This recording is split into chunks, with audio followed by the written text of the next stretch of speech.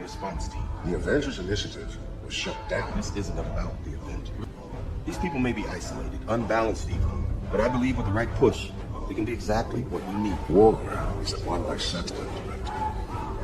No, it's won by soldiers.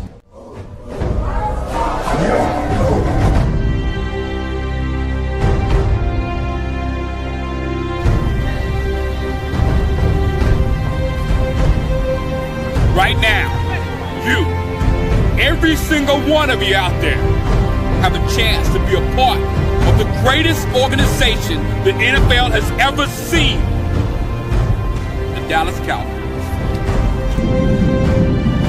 And you are fans of a championship football team. And what do? You blog. You blog so hard that you're running up and down the internet all night long. If it's 4 o'clock in the morning and you got to get another story out, you blog. You know why? Because you know more about your team than anybody else. There is 32 teams in the league. 32 teams. You expect them to know every team like you know yours? Wait, they don't. They don't.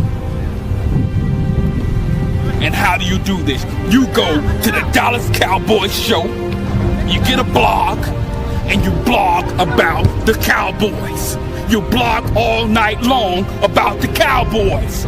You tell people what they need to know about the Cowboys instead of letting people tell you. That's what you did all last year. No more.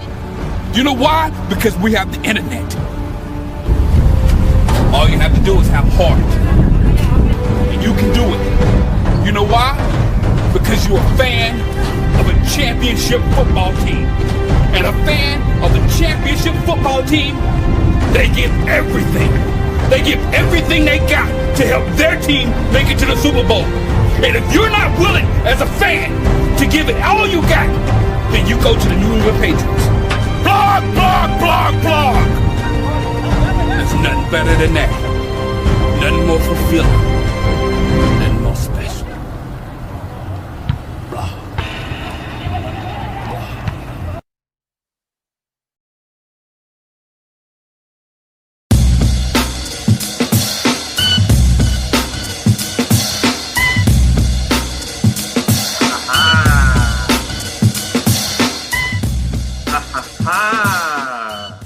I like you started with the Pornhub music because the Dallas Cowboy defense did get bent over. You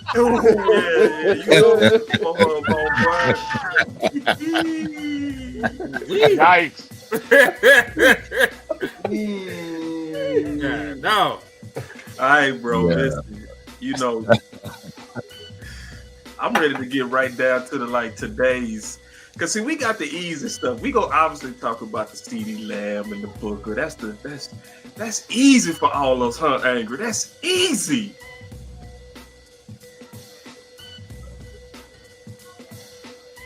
I agree. That's easy, Elf. That's easy, Elf. And look, easy like a Sunday morning, Lionel Richie once said. Yeah. Look here, man, look. So we got our asses handed to us, okay? It was what it was. You've heard the criticism.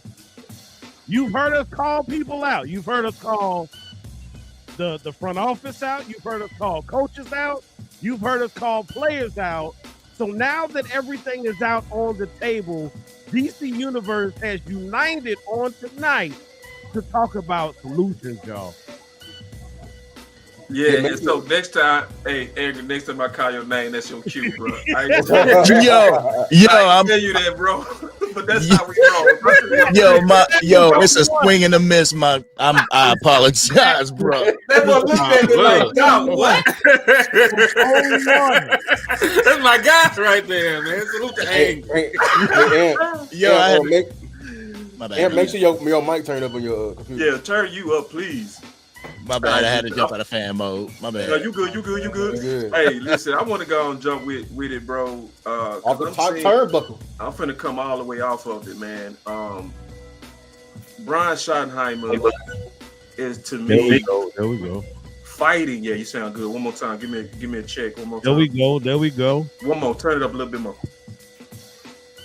Testing 1 2 1 2 1 2. Much better. All right. But I want y'all to really listen to this because to me, this was the option route moment. Okay, and we go get into this and we go all talk this through. Listen. Season ending IR last week. Is Phil Maffa a guy y'all want to open the practice window for? We're talking about different things. Again, Phil's been doing good with all his rehab and things like that, and a lot of things that we like about Phil. But there's other options out there potentially as well, and there's other options out there potentially as well. And there's other options out there potentially as well, and there's other options out there potentially as well, and we're keeping all those options open. So listen, y'all. I'm trying to tell y'all.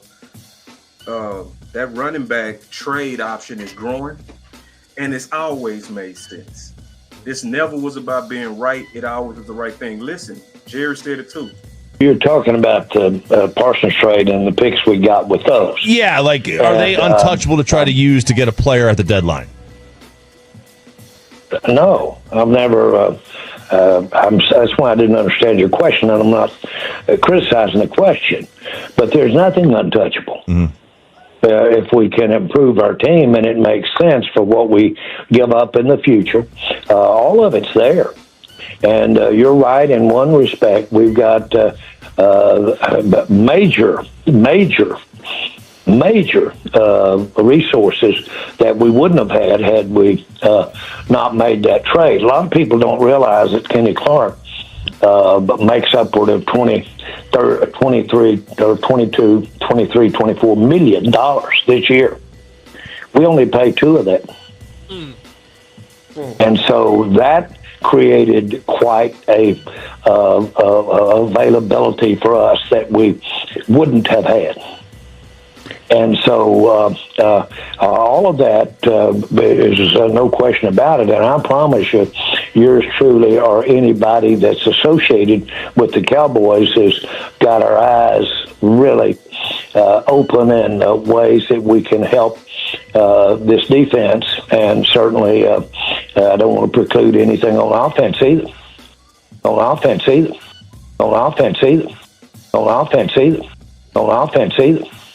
But in answer to your question, there's nothing on. Yeah, so I'm seeing clues of running back discussions, talking, growing in the building. Let's go around that. Let's just take that rapid space. Let's start with how we see it right now. Lou, you go. This is huge news.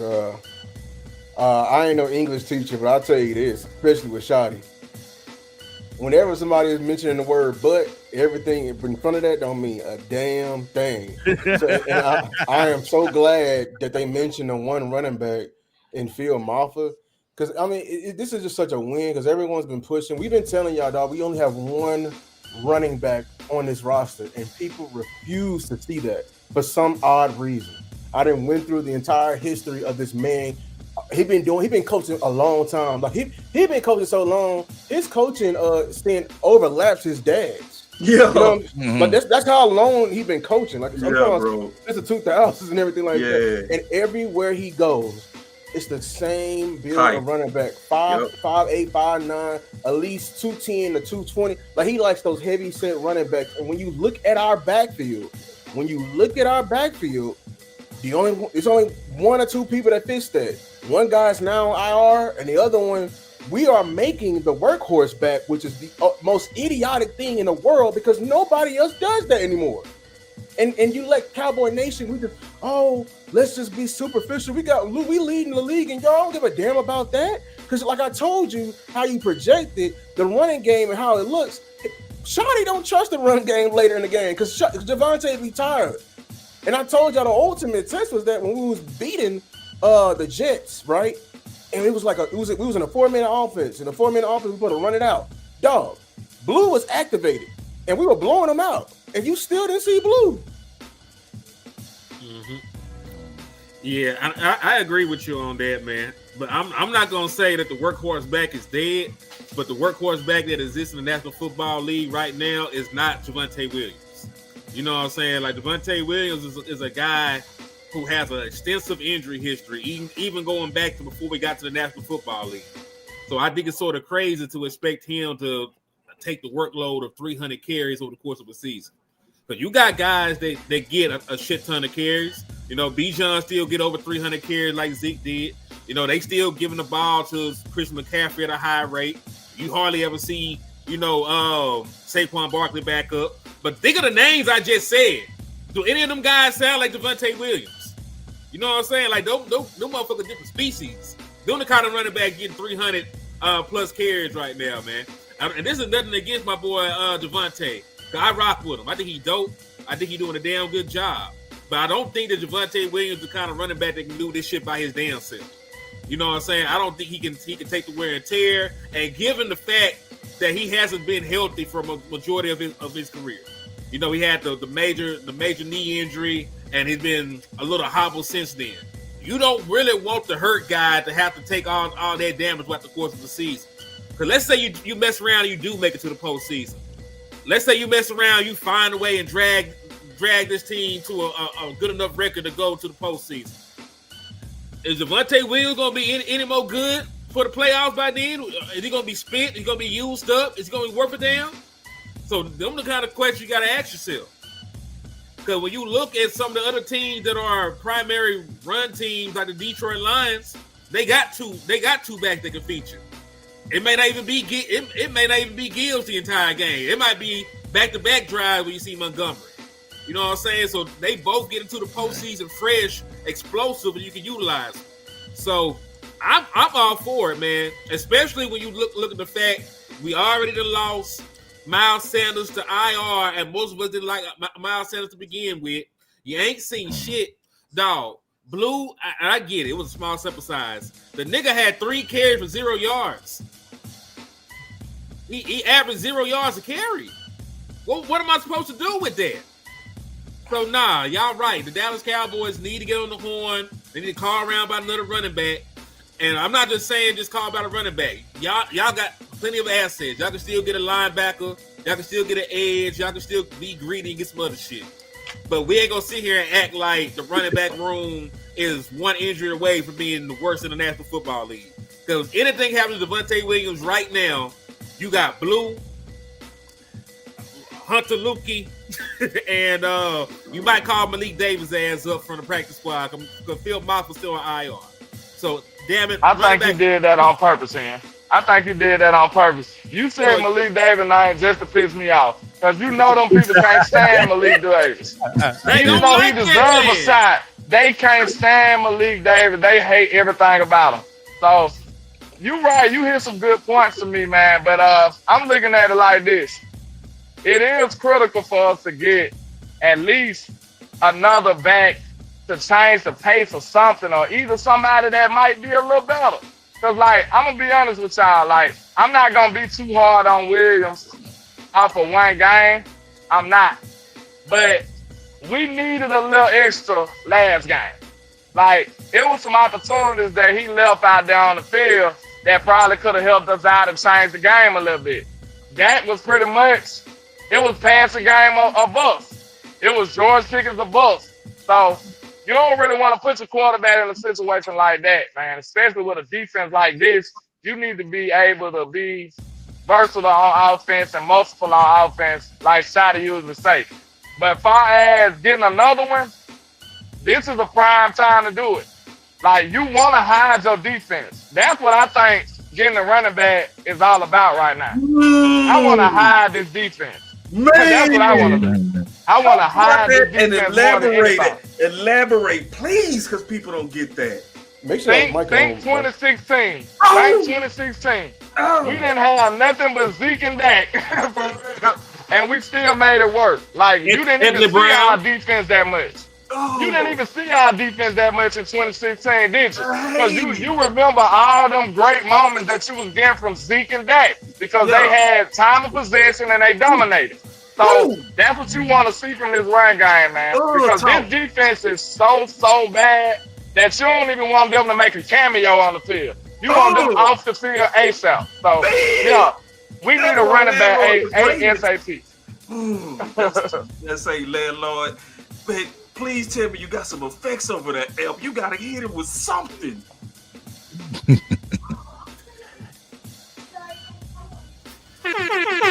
There you go. But in one of those clips, I'm tripping. My bad, big dog. My bad. Go ahead, Ed.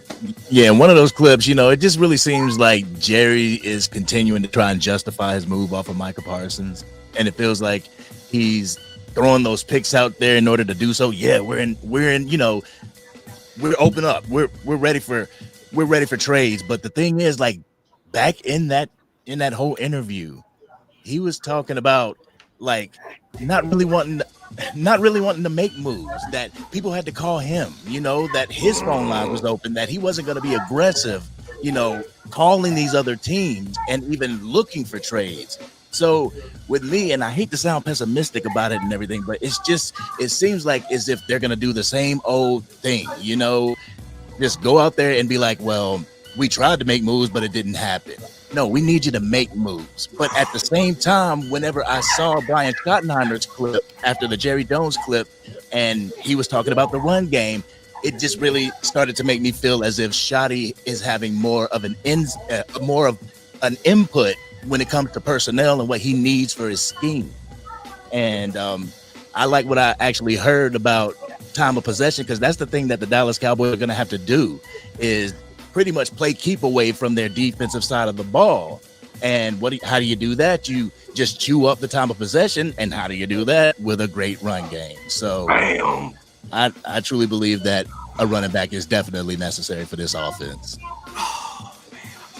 Oh, you got another button, man, because Angry just cooked too, goddammit. Like, I'm just loving all the cooking I'm hearing right now. And I know we got some more cooks coming, because I just heard Star come off her show cooking. Oh, I know we got some cooks coming on this subject. I can't wait to hear it. Yeah, I'll say with I think I just played that clip of Shotty saying that when they asked him about Maffa, like, we're looking at other options. He was like, yeah, we're looking at other options, baby, because this not going like Maffa. He's like, I like what Maffa doing, but we got to get better. And it's like, there's no other options. I mean, the only other option would be Hunter Lipke, but we don't run him. Yeah. And then we saw Blue not gonna cut it. I mean, in my opinion, what I saw from Blue, he just looked like feet just chopping away. We said this. We said he don't got no running back moves. He don't got no running back moves, and then he also don't have good vision. So that's just kind of a recipe for disaster. And people are like, well, run him outside the tackles. We did. We tried. Like, it just did not work out. So I just think that with Javonte Williams, and I don't think his injury, because I look at his injury history, it's actually not that bad. He got hurt in college like once, but he was ready the next game. Really, that injury happened when in 2022, his rookie year. But he was back the next year, and he hasn't had no injury since. So, but it's just common sense. Even if he's not injury prone, he can still get injured. And if he gets injured, who do you have? You don't have nobody back there, which means you're now going to turn us into the 2023 Cowboys, where we could not run the ball. And Dak's got to be, I mean, he already doing it, but at least now Dak has some relief. Like, if you have a good run game, that's still a relief to your quarterback, even if he do got to be in a shootout. And I will say this as well, though. I think Henny said this. He was like, what the hell does you can win time of possession, but if your defense is giving up explosives, time of possession don't matter. So, and we've been winning the turnover battle, still losing. Yeah. So it's like we've got to just put it all together. But yes, a running game definitely helps. Making sure we have a consistent, efficient running game. And Shotty said it today. He said, we're not going to win anything if you're only squeezing out 30 yards. Like, you're not going to win shit doing it. Like, you got to have a really good, efficient running game. And I know, looking at the film, they was running a bare front, 3 DTs out there. So we could not run the ball at all. But we still got to get better. And I think when you add another back in here, you just add juice. You know what I'm saying? I think Javonte Williams, he's just, I don't want to say he's not a workhorse back, but I just feel like even if you have a workhorse back, like, you still need help. It's like Bijan is a workhorse back, but they still got Algier. Like Right. He had a 21-yard touchdown, didn't he? Last game, Algier did. Right. Craven in the house. Craven, what's up? And Algier, what's up, assist? And but even Algier had 1,000-yard season. I think like last year, a year before. So it's like you need a real running back. Like you need a real running back that's behind your star. If you want to, make Javonte your main guy, that's fine. But you still need that. If something happens to Javonte, I still feel confident. And right now, there is nobody in that backfield to feel confident about. And I feel like we gave what's his name, Miles Sanders. I feel like they gave him a fake injury. And I won't be surprised if Blue get a fake it. Don't be surprised if like, oh, Blue, he hurt his ankle. We got to put him on season-ending IR because they don't trust those backs. They know they're not it, and we've got to get something better. Hey, real that quick, boy shout out Blue to Ed. look like a baby. Shout out to him on my side. Yeah, shout out to Ann for the cash app, man. I appreciate you. And hey, Star, to your point, ask the damn Carolina Panthers if they happen to have Rico Dowd sitting behind Chuba Hubbard. Mm-hmm. See? Right. You got a button for him? That's right. I'm just saying. That's right. Because listen, Chuba Hubbard liked that. He was 1,200-yard back last year. Like he solidified himself. Ask Miles Sanders about him. Yeah, Miles Sanders, Mr. Jet Sweet himself. We got the I try not to judge people off their looks for real, but Blue look like a baby, man, and he run like he run like a baby that just learned to walk on his tippy toes. And I ain't gonna lie, bro. I found myself, he got on them little baby shoes. You know them baby shoes, the white ones, when you learn how to walk. That's what he run like. He run like he in them. But just being honest, man, I found myself screaming at the TV, like run, go. Like he was way too hesitant. He wasn't looking decisive at all. I didn't have no confidence that he was gonna do anything when he was out there. That's being real. Now I know I'm being hard on him. I know I'm being hard on him. We're gonna come back to Blue. We're gonna come back to Blue because we gotta get to that. I promise we gonna swing right back. Boss, turn your mic on. Go ahead, man. You say turn it up. You're on. It's not even on. It's not even on. Yeah, it's coming through your camera. It's coming through your camera. That's like the camera. Oh, yeah. Lord. I sound trash as hell. No, it's not. You just go ahead. Go ahead. Alright. You right, it was coming through my damn. Hold on, how I sound now? Like you actually here? Like you belong? It's got trash the whole time. Yeah, dog. Damn, man. Y'all need to do me better than that. That was horrible on y'all part. I blame. I put it in a private chat, man. You gotta cut me out, bro. Cause listen, man, I wouldn't. If you let me go, I'd have said it. You supposed to cut me out for that. You shouldn't be like, bro. You sound like trash right now. All that talking, and you sound like boo boo. Go ahead, Em. So I got you, landlord. Pro. We coming right back to Blue. It's a sad day, y'all. It's a sad day because from afar, you can't tell me that Jadon Blue's sex game ain't trash. Because the man got no hip and he cannot see the hole. He's running back. Paul. All right, let me come in. All right, listen, because y'all beat me to it. Because now let's a couple of things. Listen, y'all, it's a couple of things. We finna come right back to Blue, and I'm gonna pass it right to landlord because that's who I took it from. I'm gonna give him the ball right back. But I gotta say this. First of all, we have to recognize that Shotty is fighting, y'all. You have to recognize that. You have to recognize this as a moment of Shotty fighting. Now, we've been saying, all of us has been saying, Shotty has a type. We've been saying that, okay? So when he came out and said what he said is we're looking at trades, this is him fighting for his type. I got this from my partner CJ, and I ain't gonna never forget it. He said, don't put mayonnaise on my burger. If somebody knows what they like, get them what they like. Shout out to my boy Lou, who did a bunch of research on this. And then I compiled that research into pictures to where you can literally see the type. None of these types look like Blue. So The thing that I'm happy about, and then I'm gonna pass to you, landlord, and we gonna go right back in that circle. People are starting to come around, man. That's what I'm happy about. It's okay that a lot of us was like Doubting Thomas, where Doubting Thomas in the scripture said, I need to see the holes, Christ. I got to see it. I don't want to just say that he ain't going to work. I need to see it. So like, for instance, my boy True Cowboy Talk, he hit me up. He said, hey, bro, my bag. And I say, for what? And he said, Jadon Blue didn't look fast as you said, didn't look explosive. You see what I'm saying? People needed to see it, but this is what real Cowboy fans are doing. They said, you know what? I see it. And I'm not finna push for what's not best for my team. Shout out to you real Cowboy fans. It was literally nothing wrong with y'all having to see it. But now that you're starting to see it, we need to be mature and stop trying to force mayonnaise on a burger that Brian don't like. It's time for us to grow up, man. And I mean that. That's if you putting your Cowboys over what you want. Because a lot of us want to see him because we like the speed.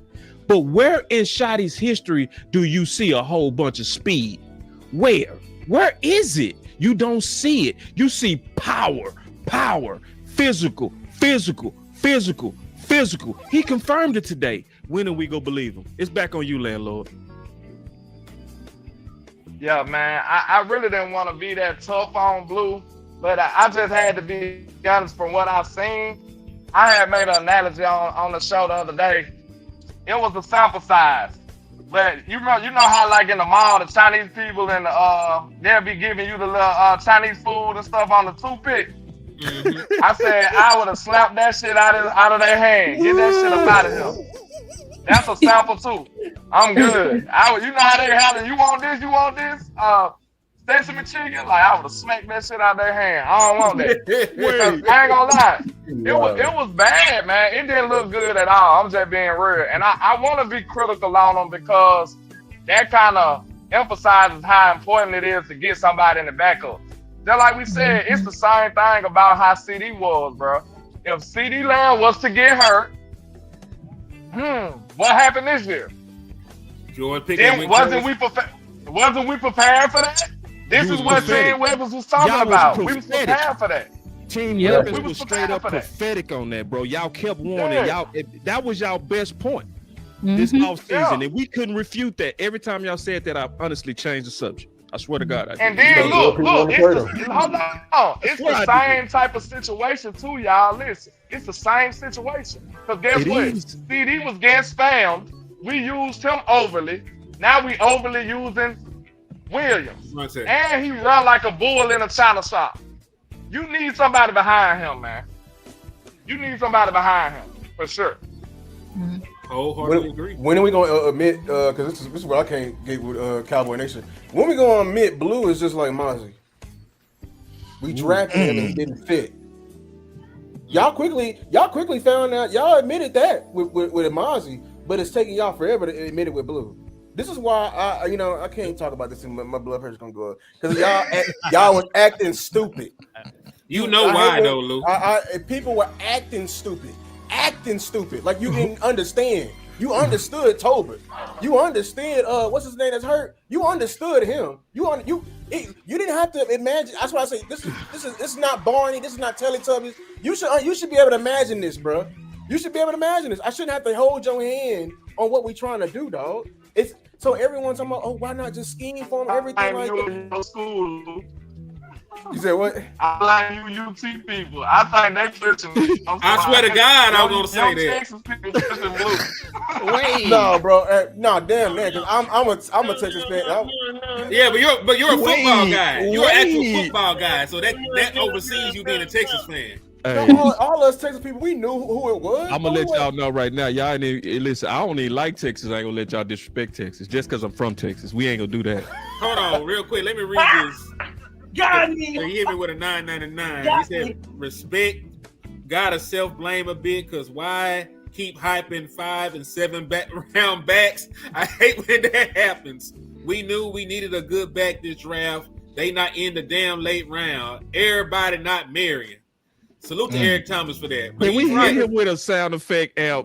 Just for Eric. Just for Eric. He need his own sound effect. We got Sports Junk in the building. What's up, OG? Hey, the link. Sports Junkie in the building. Hello. Yeah, we got. Hey man, we need to send Sports to League, bro. Son, where? Yeah. Yeah, but that's correct though, because we landlord, what you call that shit? We were talking about that shit, a talent fallacy when it comes to the Dallas Cowboys. Yeah, A talent fallacy. Yeah, we got a talent fallacy. The moment that star hit This yeah, gonna the be moment. real quick, man. Go ahead. Step in the middle of what you said. It's either we gonna overhype them or they trash. It ain't no in between in Dallas. That's all I was gonna say. Nah, because you're right. Because the moment that star hit your helmet, it don't matter where you played or what you did before. You that nigga now. Like you the moment you drafted, you made it, dog. Right. And we do that not even just with our first round picks. We do that with our 7th round picks. That's why folks are talking about Phil Maffa. Undrafted. Yeah, dog. Like, listen, we got UDFA playing right now. Right now. Terrence Steele though, but he was playing. Bro, we like UDFA. Like Ranye Thomas, man. Wanye? Like Wanye. We love Wanye, but you know what? But salute to Terrence Steele. Only in Dallas will you get an opportunity to not only be an undrafted free agent, but start to play your way into a massive, unheard of contract. That man was one of the highest paid tackles in the National Football League from a UDFA. But listen, it's a double-edged sword, because if Dallas wasn't like this, you wouldn't have a Dak Prescott. You don't usually have 4th round pick quarterback get the opportunity that Dak Prescott get. You wouldn't have Jake Ferguson's. You wouldn't have Tony Pollard's. You know what I'm saying? Like, they give all these low-round, unheralded guys opportunity because they just believe that much in their ability to draft. Mm-hmm. Now, 9 times out of 10, the shit blow up in their damn face. So we ain't drafted a 2nd round pick worth a damn about an eon. But that's neither here nor there. But the point is, like, they really do believe in drafting niggas and letting them play. I'm gonna say this, and I'm gonna pass it to Angry. Then this is gonna tie it back all the way in. Why we need to F them damn picks? Because that's what's wrong with Cowboy Nation. Them picks exemplify hope. They always say McDonald's don't sell burgers; they sell happiness. Walmart don't sell discounts; they sell deals. You got to understand what the people. We are customers. You got to understand what they're trying to sell, dog. Them picks are the enemy of the Dallas Cowboys at this particular moment. We are in a Super Bowl window that is literally close to that can shut at any time. We are fucking with father time and pure just chance. Because the moment our quarterback, God willing, knock on some damn wood, he go down, this shit is over with. Because you got people who want to hold on to picks, want to trade Pickens to get more picks. Fuck them damn picks, bro. I'm like, we don't have time for no more hopes and dreams. Y'all wasted seasons. Wasted season. That's why no more time for that. Y'all feed into Jerry's whole thing. He said soap opera 365. We are that because y'all treat this shit like this young and the damn restless, like we trying to follow a damn storyline. Fuck storyline. Exactly. Fuck Jay Toia's storyline. Fuck Tommy Kingdom storyline. We all trying to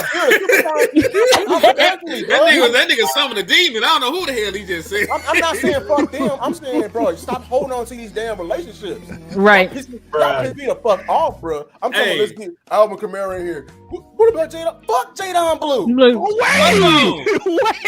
Yo. Hey. Angry. I gotta say order. Angry, Star, then F, because I know the rest of you dudes gonna keep hogging. You right, but I did want to say, what are we? I knew you was, bro. What we Go ahead, you hogging ass. You hogger. It's all good. Y'all know I'm Kobe. I'm a Jack shot. I ain't trying to pass nothing. Go ahead.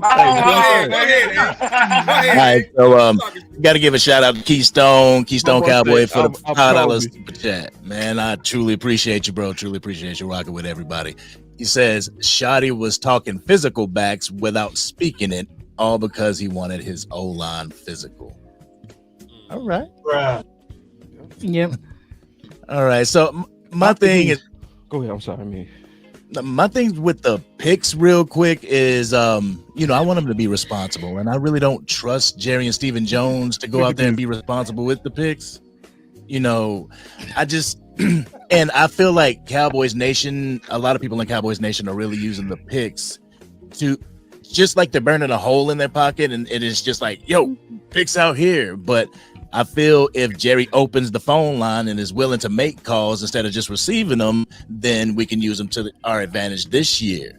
But as far as like Jadon Blue, I mean, I feel that we were trying to find a diamond in the rough in the 5th round, and the story was nice and everything, but it just didn't pan out. How long is it going to take for the brass to realize that it's not panning out? You know, that we need to make moves for somebody else. But in the last game, it really wondering if Jadon Blue, it had me wondering if he was even ready to see the field. And I started to really look at it like, wow, maybe this is what they were talking about, you know, why they wouldn't advance him to the active roster. Like maybe we're seeing it in real time right now. You know, 3 carries for 0 yards, you know. Exactly. But damn. And also I really want you guys to look.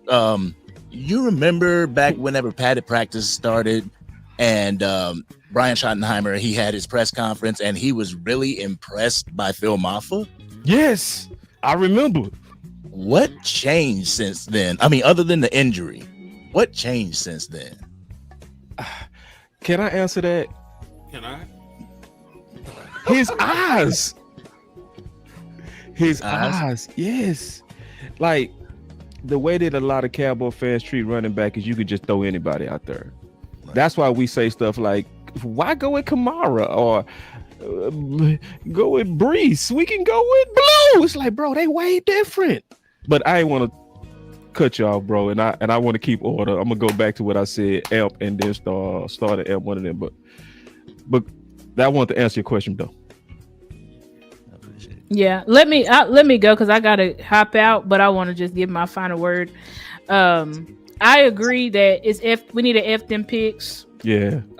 We need to go all in. It's like your quarterback is in his prime.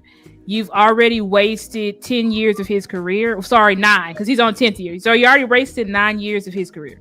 Mm-hmm. I'm sick of fans with this whole mindset. Like, what the fuck do y'all want to draft so bad for? Y'all say we not good at the draft. Ooh. We draft bust. Look at your 2nd round picks. Ooh. Then y'all always talk about drafting. Then y'all know we not gonna get them fucking players that we want. Talking about, Caleb Downs, I can save us. Like, we're not gonna get Caleb Downs. Stop! Don't be so angry. Like, we can these over back. Hell nah. Keep the energy. We ain't gonna get none of them players. So I'm sick of the shit. Like, let's just focus on the draft, and then we'll be better next year. How do you know something not gonna happen to Dak or CD? How you know we gonna have Pickens next year? Like, you don't know what's gonna happen. Ask a question real quick, Star. Yeah, go ahead. Star question. He cooking. Okay, Star. Answer me this. She is cooking. I just want to know this though. At what point do you start acting like that though, Star? Because there gotta be a breaking point, right? Like, we keep losing. It might, you know what I'm saying? What's your threshold? I mean, I feel like the NFL is up and down. So until I'm mathematically eliminated from the playoffs, that's when I'll throw in the towel. She cooking and she keeps throwing. But the Bills just fucking lost to the Falcons. The Falcons got blown out by the Panthers. Like, the NFL is all over the damn place. So I'm not throwing in the towel. I'm not throwing in the towel till they say you can't make you done. You know, once they say we done, you ain't making it, then throw it a towel. It's time to start focusing on the draft. But even so, we always just they wanted to win last year when we were mathematically gone. Remember they kept wanting to win last year. We mad as well for the draft time. It's truly open though, but it's truly open. But I think it's just wide open, and I think that, like, we focus on the draft so much, but we never get the players that we want. It's usually always the predictable like they said all year, we gonna draft Tyler Guyton. We like, no, we drafted Tyler Guyton. So we didn't want Booker this year. Excuse me.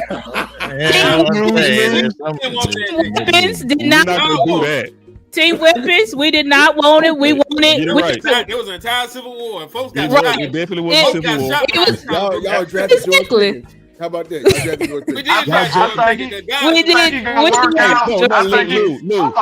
drafted George Pickens. Hold on. I think he's gonna work out. But Man, that dude played 2 games, man. Hold on. Y'all better relax. Exactly. We'll talk about Booker. Oh, wait, we ain't doing that. I said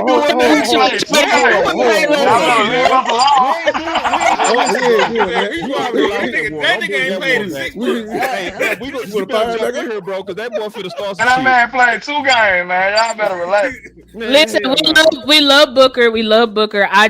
Me personally, I would have traded down. That's all I was saying. But anyway, I think that it probably would have made sense this year. If I'm being yeah, honest. we probably should the trade. Guards playing and the way some of these other players look, like, come on now. I ain't gonna lie. Bro, hey, we got some depth that I didn't know we had to this level. To be all the way honest, yeah. Me having the knowledge that I have now, I would have agreed with you. See, that's how you know I ain't no hater. You feel me? Yeah. No, we should have kept what we did. You know, this is the reason why we don't need the pick. Okay, We damn near strict. We hey, Bob, look at God. Look at God. But we could have traded down, bro, and we could have got. Because I'm thinking like we traded down. Maybe we could have got Judkins because we needed a running back. It's like she ain't lying. She ain't lying. This was such a deep draft. She lied a little bit. The way they were drafting emotional as hell. We over here drafting as a Raku. Edge. We over got Corner. You knew why they drafted the Edge. Who's a red shirt? They were talking about moving Michael Parsons after the Super Bowl. They would have drafted. Hey, that's true. That's true, Henry. We would have traded back 100%. We would have got them folks been down with Michael. Hey, listen, man. I know you said this your final word, Star, but they don't give a damn about your stuff. But yeah, ready to get your final word in. Then we got to get Ep in here because these people don't give a damn about order. They just don't give a damn. But yeah, we need to go. We sorry. It's fine. They don't give a damn.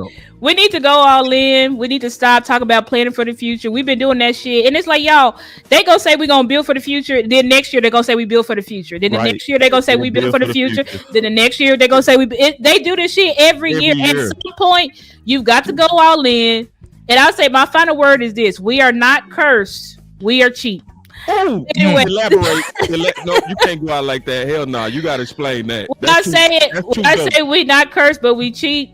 Because we always think, oh God, like, you know, first we thought it was Jimmy Johnson, he not in the ring and all of this stuff. Like we think it's always this crazy stuff, but I'm like, y'all, we are just cheap as fuck. We are the only organization where we want to like. I played Landlord Henny in West Coast Clip. We thought we gonna get all of these busts. We're gonna turn them all into great to good to elite players. With failed and desperate coaching, like, come on, man, that's just not how it works. It's like you want to be the Chiefs, but the Chiefs have the best coaches in the National Football League. So if you're gonna say, okay, I want to squeeze, right? Like the shit don't make no sense. It's like this defense in year 1, 2 star. That's all I'm gonna say. All them real simple dudes in year 1 of a defense.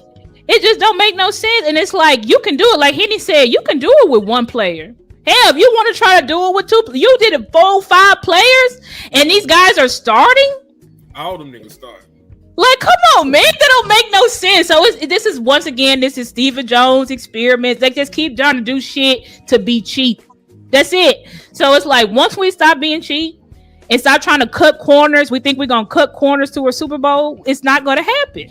So once we get serious and stop trying to cut corners here and budget here, I feel like we'll actually be able to win something. But anyway, thank y'all. I gotta hop off. Y'all know y'all can find me on YouTube, Stargazer Sports, and then you can find me on X, which is at the Stargazer, but instead of an E, it's a 3 and 2 R's at the end. All right, I appreciate y'all. So before you go, if you free tomorrow, let's try to get in if you can. I got some shows I wanna double up with you if you can. I'll call you. Okay. All right, I'll talk to y'all later. Thank y'all. All right. Hold it down, Scott.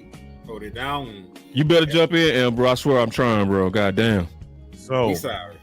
They don't give a damn, these after what we've been hearing all summer from your head coach, competition under pressure. Competition every day, right? And then the things that we had really wanted fell in our lap, fortunately, due to unfortunate injuries, right? Right. And so now we get an opportunity to see other players, and it's like, oh, I like them better than who was in there originally. and then the original gets healthy and they get their spot back, and I'm sitting here scratching my head like, your defensive coordinator has to go because he is unraveling everything that your head coach is trying to build. Like, I'm typically not a fan of making an in-season adjustment, especially so early, and then especially in year one. But when I'm looking at Matt Eberflus, I'm looking at a coach who is unfortunately still like a woman scorned. And he is still mad that that position was snatched from him so abruptly before he got a chance to really get that team to an elevation where he wanted it, where he saw it. And he's still bitter. And now I got to come back. I'm coming back home, but he's not returning as the prodigal son. He's returning as the stepdaughter, the former head coach.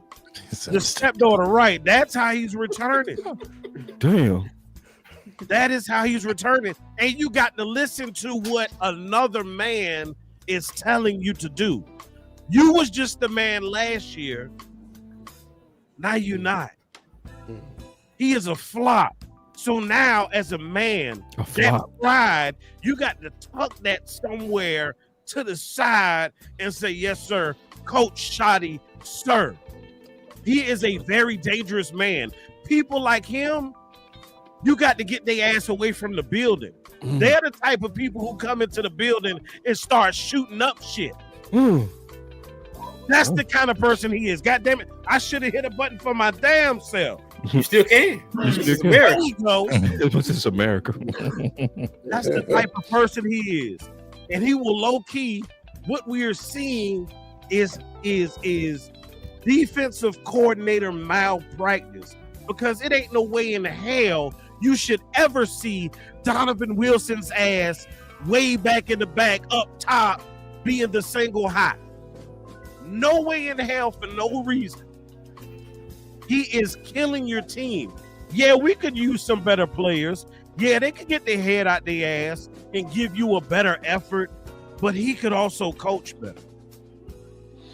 Oh, Can man. I pivot to the next? I know we got on the next topic. No, that's the topic. He actually pivoted.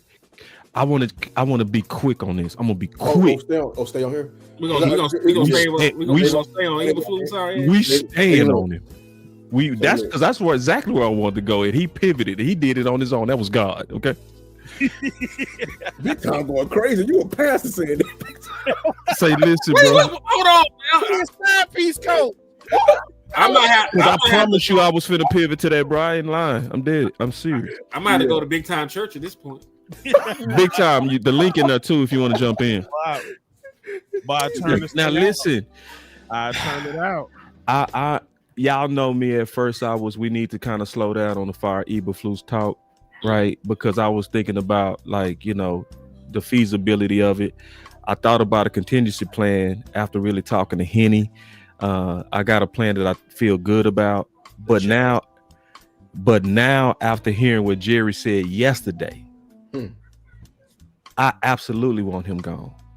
When Jerry basically said that when he heard that he was available, he rushed to go get him. See, that went by a lot of people. That basically means Shoddy had nothing to do with that.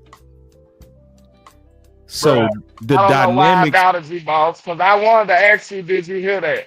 Don't go ahead. Go ahead. Yeah, and so once I knew that the leadership dynamic is off. So now it answers the questions. Why does Shoddy sit up there and sound crazy defending this horrible franchise, worst in franchise history performance? Because it's not his guy. He has to defend him because Jerry hired him. Yeah. So you got a leadership again, just like what happened with Mike McCarthy, that had no authority over the person that was directly under him. Mike McCarthy didn't have direct authority over Kellen Moore because Jerry hired the Trojan horse. Correct. So me knowing that, I want him gone because I want to empower the guy who showed that he knows how to hire. the guy that he shows how to lead. What did Schottenheimer do that's so different than what Eberflus did? Brian Schottenheimer hired qualified guys that he didn't know. Mm-hmm. He looked at their resume and said, what you did was dope. He didn't hire them because I know you. He hired people that was qualified. And so then you look at the other guy, he brought all his loser guys with him, the same people that had him fired in Chicago. Mm-hmm. So I was already looking at it like, why did you do your offense way different than your defense? But the evidence came out yesterday because it wasn't you that did it. It was Jerry. Yeah, he said so. The big homie trying to get in. Who? Wes. Hey, let Wes in, and I gotta jump on out, man. But I appreciate y'all, man. Hey, y'all tap in for the win. DC for life, baby. Let's get it. Hey, before you go, man, you ain't got no final words for us, bro? Damn, he doped out. No, I got some shit to say though. I 1,000% agree with you in regards to that because it's a track record, like you said. Even back to Jason Garrett, because people forget in 2019, before he lost his job, Jason Garrett asked for the ability to call plays back from the front office, and they refused to do it for him. Yep, he was a head coach that could not even make the decision on if he could call plays with his job on the damn line. Right, you know what I'm saying? Trojan horse. It was Kellen Moore. Yep. Mike McCarthy got hired. Kellen Moore stayed on the staff. He did not pick Kellen Moore to be his offensive coordinator. Nope. He had to agree to the job and take Kellen Moore underneath his wing. It took 3 seasons of pretty much sneak dissing each other for to finally get that man whacked. They finally whacked Kellen Moore after 3 seasons. And Mike McCarthy came in and took over play calling, and Dak Prescott had his sole, all-pro season up to this point. You know what I'm saying? now we got Matt Eberflus, so the person that has a direct tie to the Dallas Cowboys front office. Like you said, he was here before. They always look at the guys that leave as the one that got away. So the moment that he became available, Jerry Jones himself out of his own mouth said, we reached out, we wanted to bring him in. What you mean we? Nigga, you was not the head coach. You did that. You did not ask, listen. You did not ask Shotty if he wanted Matt Eberflus. I'm pretty sure that Shotty could have found somebody else. I'm 1,000% sure. Somebody got in the background. I think that you big time. Follow on your phone. Yeah, I'm 1,000% sure that Shotty could have found somebody more qualified than Matt Eberflus. But what I'm actually going to say is just for context purposes, because I'm not even saying that I want Matt Eberflus to stay, because y'all know I've been trying to get rid of this man. But Star did drop the tidbit that the 2018 coach turned their defense around after the first 6 or 7 games. She did drop that tidbit. So I'm not saying that is over with just yet. There's still a possibility because there is a damn precedence for it. Yes. Because they went from being bottom across the league and being 1-5 in 2018 to ending up being a top 10 scoring defense and a top 10 turnover defense and winning 9 of their next 10 games. You know what I mean? So it's possible because it happened. I'm not saying it will happen, but there's a precedence for it. I still want him gone, though, and I even hate that you made that point. I hate that you was fair, to be honest, man. I was fair. Like, I hate it, bro. I want him gone because I had my thumb on the bullet button. I wanted him to shoot him. I want him going because I'm sorry, but you probably skimmed over it, but you said one thing that makes him ultra dangerous, and I told y'all I've been keeping my eye on him because he's so comfortable in his pride right now, and it's the fact that, bro, he's worse than an enemy right now to the team. Like he's an enemy to everyone on that team right now because he is doing the exact dirty work of what the front office wants, and we've been catching it. You said it with Kellen Moore. The moment he got here, he was devaluing. He was enemy number 1 to Amari Cooper. Yep. Because he was there to find a way to get that cheaper. I want him going because, dog, as soon as he got he was so he slipped it so comfortably in that diss to Diggs. So comfortably into that diss to Diggs. You know what I'm saying? And with all the stuff with Mozzie that we've been hearing, it's like everything that's like a part of the soap opera right now. He's doing stuff. Hey, I don't know. He probably told him, hey, you don't need a Michael. I can get you by without a He mic. did. Yeah, he probably did. No, he it's probably not. did. No. That's not a problem because you got to just connect the dots on that. Okay, so the fact that Stephen Jones said that we feel like we can get pressure without Micah, your D coordinator had to sell you on that. He had to come in here with. Yeah, so so then on top of this, the other clue that I thought of yesterday, and I did a show on it, was remember they said it was universal to get rid of Micah. That's not offense. Unanimous. That means your D coordinator was like, we don't need him. That never would have happened with Zimmer, bro. That never would have happened with DQ. What's up, Wes? So no, the evidence is out there. We just didn't connect the dots. Now go ahead and connect them hoes because they already right there. What's up, Wes? Hey, my take on it is a little different, man. I'm actually gonna go off of the history of Jerry Jones, and I'm gonna be honest with you, the history of Stephen Jones. The history of Stephen Jones and Jerry Jones is more or less them making decisions and you having to deal with it. Yes. So I don't think that Matt Eberflus. Well, to kind of to get my first thoughts on that, him running to the table, what that really means is Jerry probably wanted him as his head coach. Because remember, whenever we hire head coaches, if you notice, even with Mike McCarthy, the guy that they kind of really want is always what? On the roster or comes on the roster at some point. Right. You know what I'm saying? So I think Mike Eberflus was honestly like some backup where if Shoddy doesn't work, guess what? We can just slide this former head coach who is so, and I'm gonna tell you this right here. Matt Eberflus is a Jerry Jones guy. Like, bro, he's like if you're Matt Eberflus, you have to feel like it was the Cowboys who gave you your opportunity to go to the coach. That's right. Because that's how you got hired. You got hired off of the Dallas Cowboys. Right. So if anything, to be honest with you, I would think Jerry is connected to Matt Eberflus because he's a Jason Witten, man. He's a guy that you can tell, hey, man, I want it done this way. And he's gonna get it done the Cowboy way. You know what I'm saying? So I think that's why Matt Eberflus was able to obtain the job. And to be honest with you, that's why he listen to me. Matt Eberflus is not losing his job based on production. He's going to have to listen. The only way Matt Eberflus is getting fired is the same way Dallas Cowboys lose their job. Injury.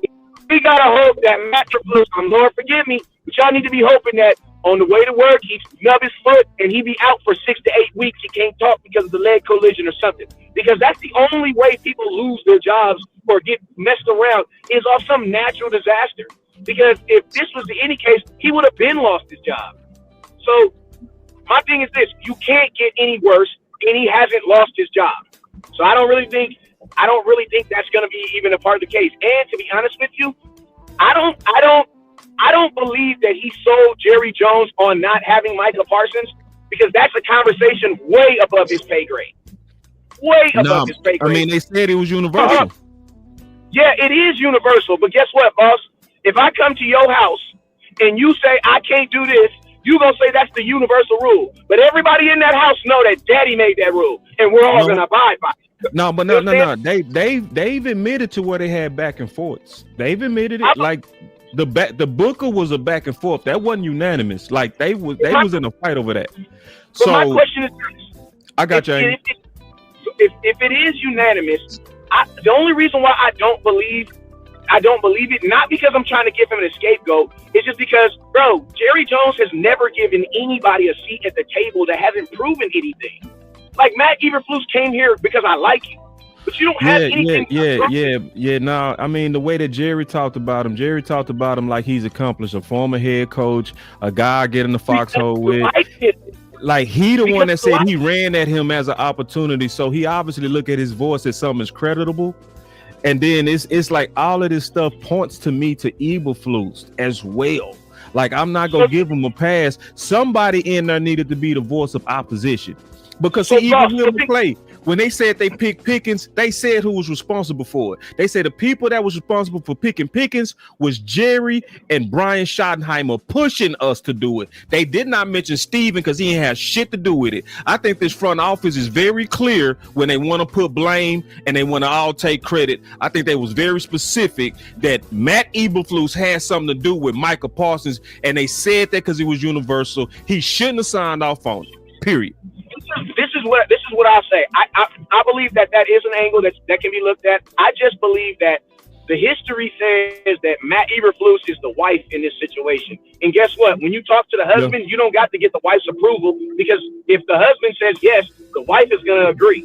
So it's like Matt Eberflus. To be honest with you, what I honestly think Matt Eberflus is, sadly, what he don't see, bro, he's going to be the scapegoat when all this doesn't match. Because guess what? Jerry can't fire himself. He can't fire himself.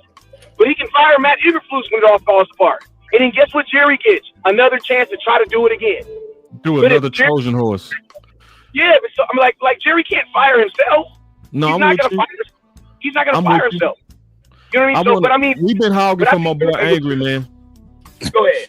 Well, I mean, as far as the whole Micah thing and it being unanimous around the building, I truly feel that Jerry had it in his mind that I'm getting rid of Micah Parsons, so I'm going to go around the building asking people to justify, and seeing that Jerry hires a bunch of yes men, of course they're going to justify, and of course it's going to be unanimous around the building. But I don't even think it's of course though, because see, we had men that pushed back.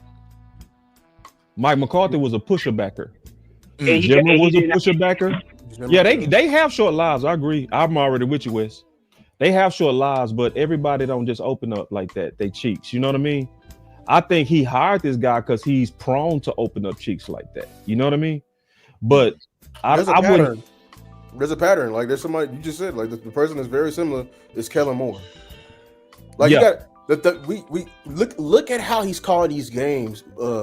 Angry. He's calling these games like he think he's smarter than everyone else. He trying to bait with Kenneth Murray on a 4th and 2. Yeah. When you have clearly man corners. Yeah. That's somebody who thinks who's smarter than what they are. Kellen Moore was smarter than the 5th grader. That's what exactly. It is. Kellen Moore is the exact same way. And a coach is like that. Who's like that? Who think their scheme is above all? Don't give a damn about players. Nope. Let me I would agree with I would actually agree with you on that, Lou, because this is my thing on Matt Eberflus. Even if the players were so bad, why was Bland 8 yards off, right?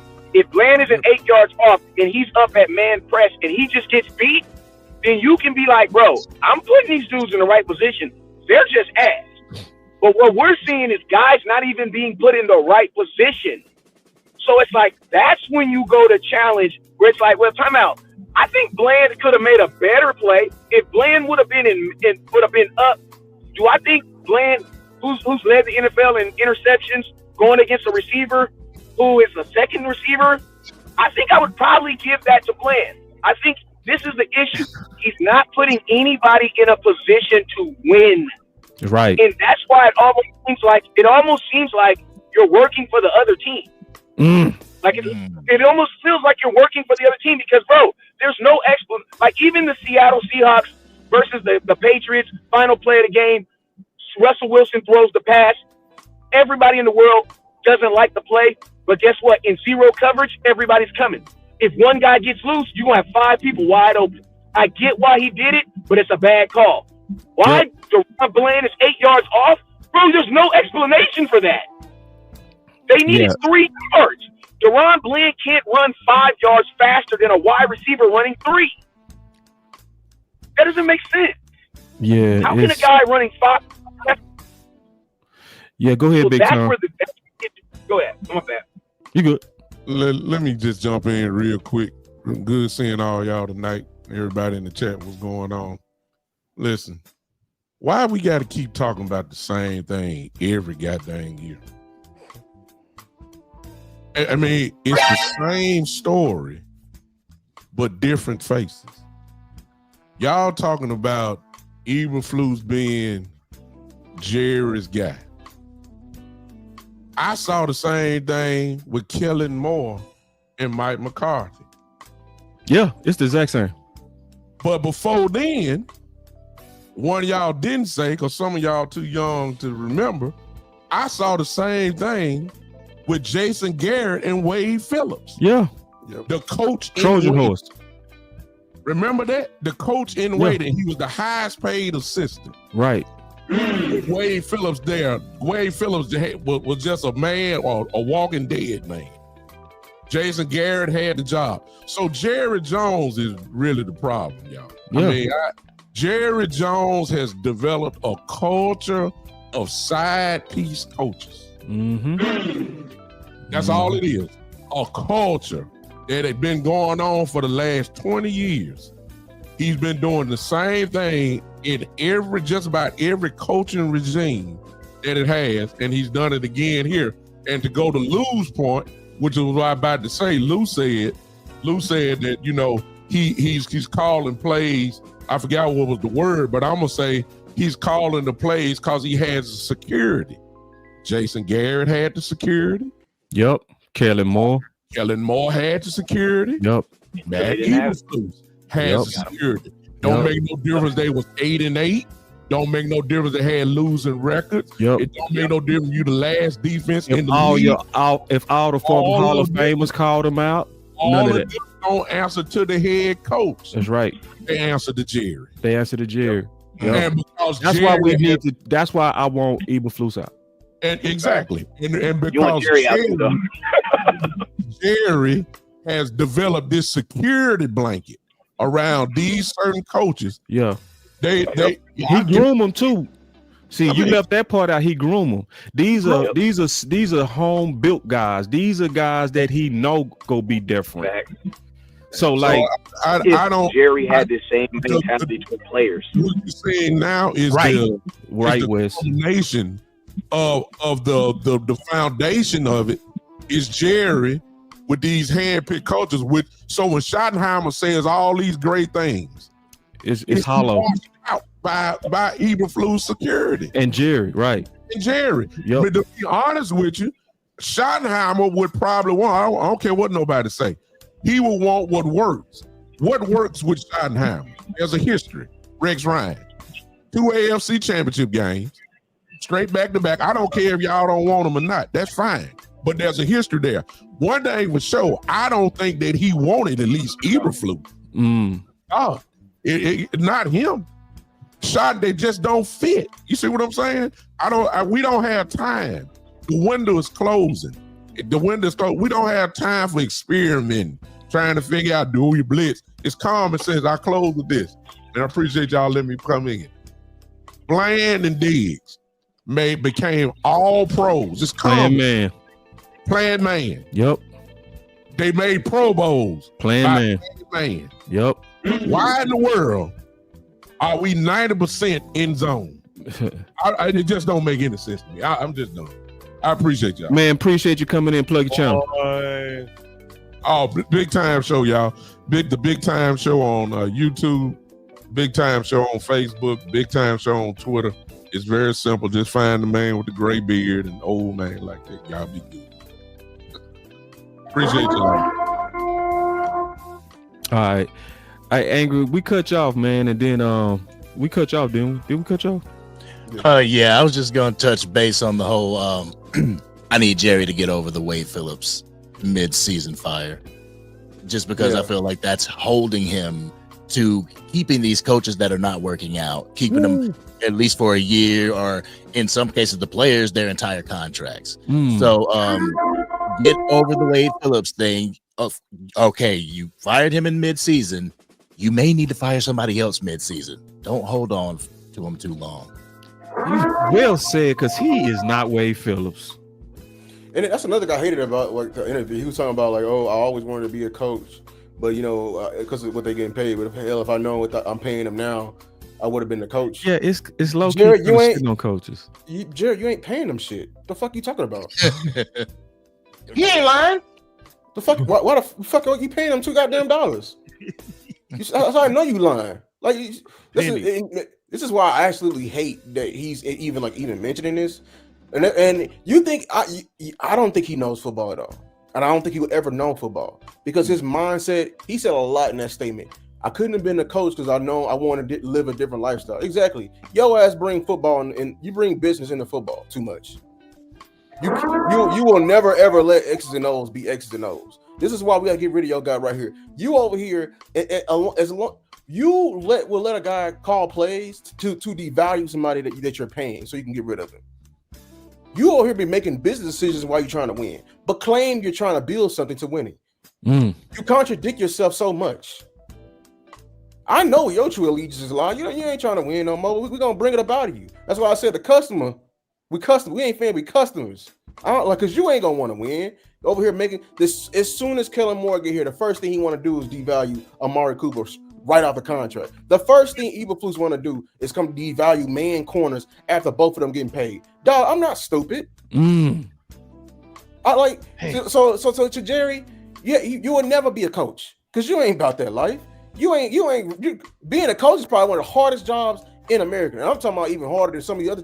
You gotta sometimes you gonna be waking up, you at Last Chance U in the middle of Mississippi. Then you may call and get a job over at a JUCO. You gotta move your family to Texas. To New York University may call you, and then you get called up to be a head coach. But no, Jerry, how you think coaches become coaches is how it's privilege over there in Cowboy land. You can go coach high school. And then and then because you played and wore 82 for the Cowboys, you are more than capable of being the head coach of the Dallas Cowboys. But yet, someone of the same ilk that wore same similar what's the name number who been coaching every level of football, Pee Wee, Little League, literally every level of football. I coached against, I played against his school like 3 times in prime prep and truth and seen his coaching. And now he's at the highest level, but he ain't qualified.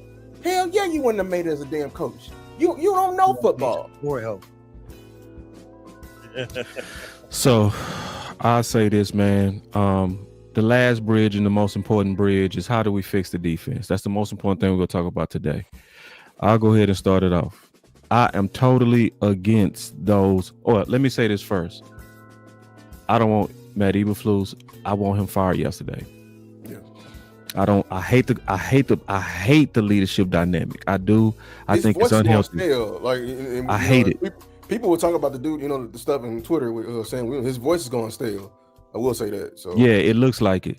But let me get to the solution, and then we go pass this around. How do we fix the defense? Because I see a lot of people saying stuff like, "Boss, why do y'all talk about running back? Don't put no resources on offense. We need to fix the defense." That is the most common thing that I hear back. They don't understand complimentary football, bro. Yeah, that's one. That's one. It's the lack of understanding of how the running back room can really help the defense, especially with time of possession. Right.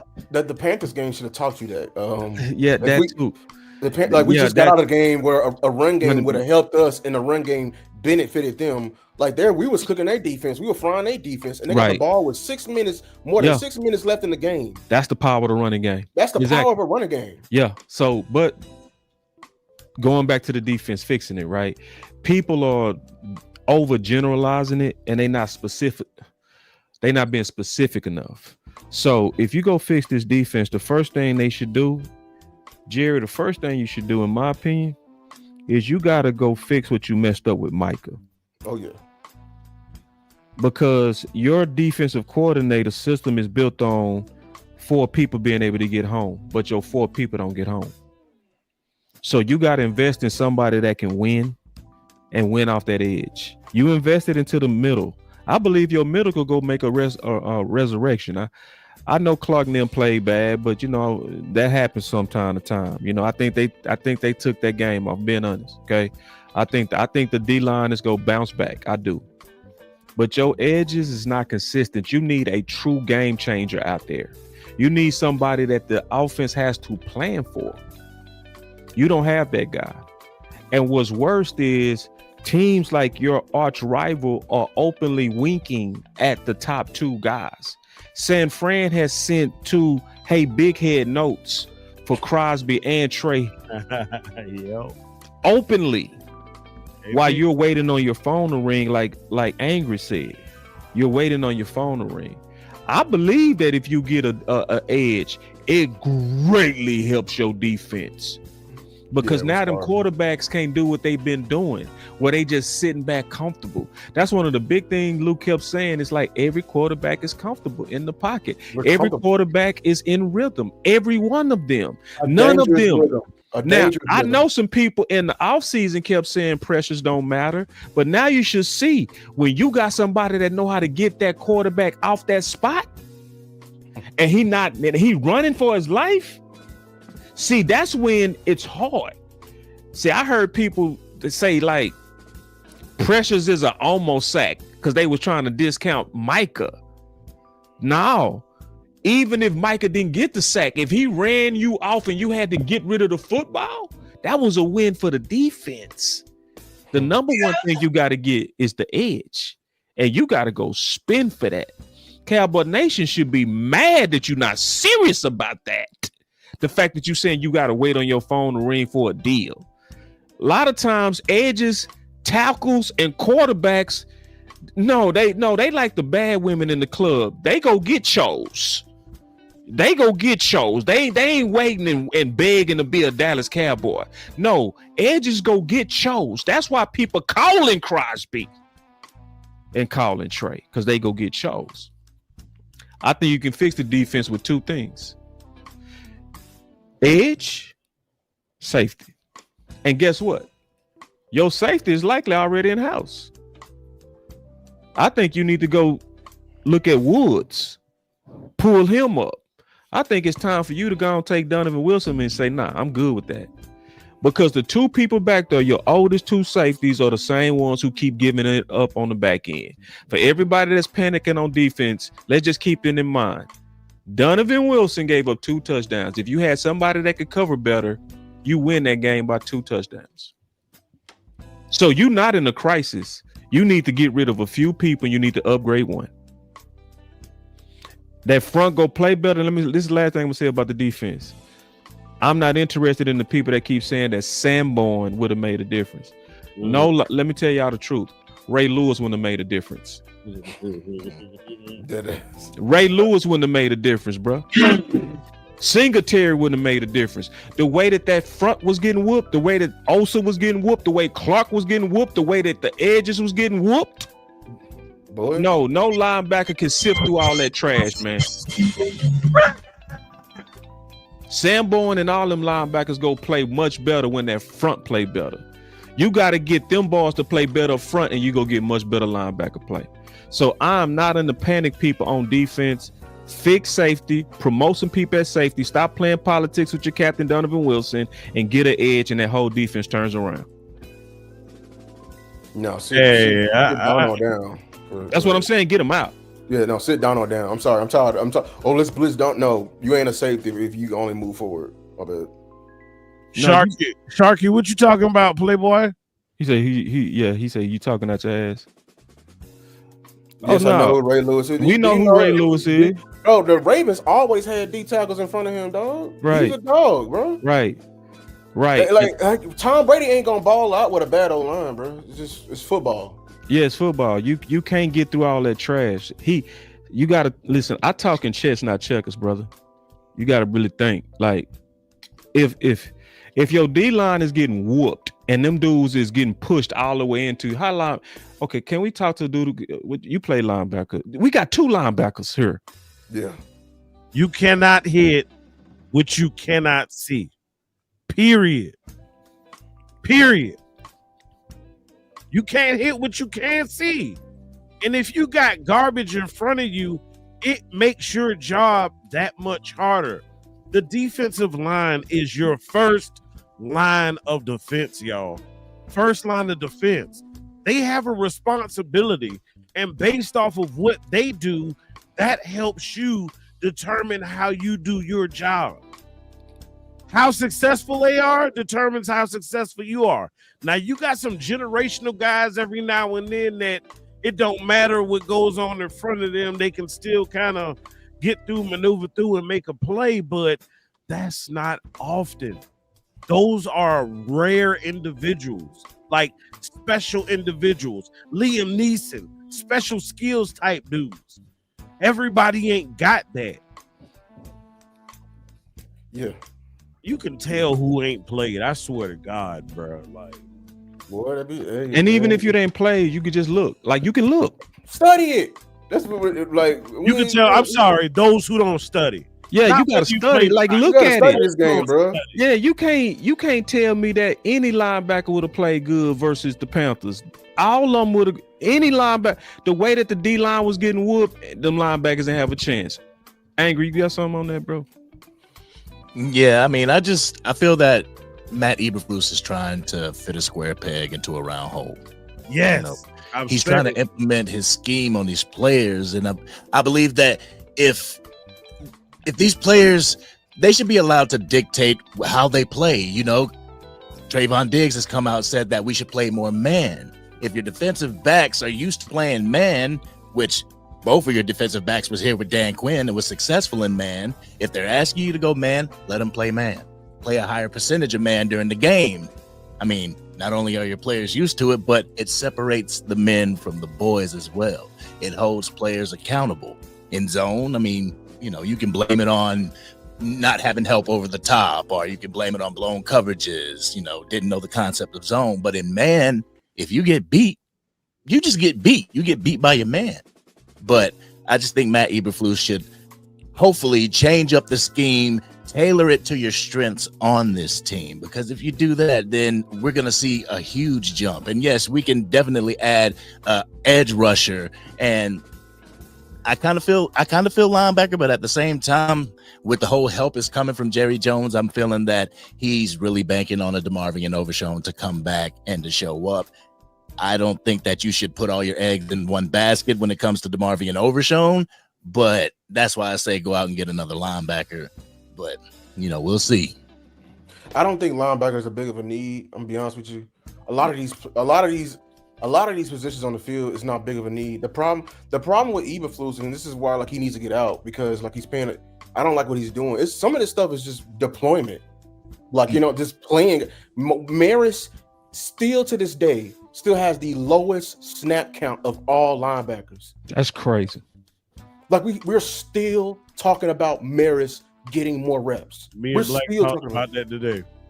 And he go out there, the rare blitz you did call him on, he you know what I'm saying? He gets the sack. And when you do have him out there, all you do is have him at Sam, and he just setting the edge. And that's then all when he's he doing. has success, what do? Sit his ass You down. sit his ass down. So like this is what I'm talking about. And this is like he's not tailoring it. And I love Shamar James. You play, I'm gonna give you Eberflus tried. This is why I say his voice is going stale. They started out in nickel. I noticed in the game. They started out in nickel. I don't know why the hell they ran nickel. That's why they ran it down your ass to the fucking begin with. I hate when teams do that nickel shit. Because when you in nickel and in too high, my O-line coach said, look at me. Eat your chops, because we finna run the damn ball down their throat. Because they in too high and in nickel? Yeah, we finna run at you. We finna run at you. You got little linebackers out there. Can you explain nickel though a little bit, so people can understand like the difference between base D and nickel, and why it's an advantage to being nickel for running, like to run at that? Yeah, nickel is a 4-2-5, a 4 down lineman, 2 linebackers, and the 5 nickels. We get the extra DB, which is the third corner on the nickel corner. The nickel corner on the field. Listen, man. Listen, hold on. Let me say it, because you talk like a coach. Basically, when you in the nickel, you got way more little guys than big guys. Let me just say it like that. Yeah. Even that. God damn, boy, that's what it's 4-2-5. Like, God damn, you made it even worse. Well, I gotta make it. Look, real quick, that wasn't played. It wasn't played. On the field, you got it actually 4 was. DBs with your nickel. How much is a nickel? It's 5. what? It's 5. You got Yeah. 5. What is dime? Dime is what? 6. There 6. Yeah. So basically, you got more little guys on the field to stop the run. So when an offense see that, especially if they got a package that's like a 12 personnel, 2 tight end, that's a bigger set to go against a nickel package. So they can bully you basically. They can bully you because of, I call it physics. So they just bigger than you. And so they go take advantage of that. But there's also you get into the different nuances. Then there's different types of nickels. He did. He turned to a professor. He did.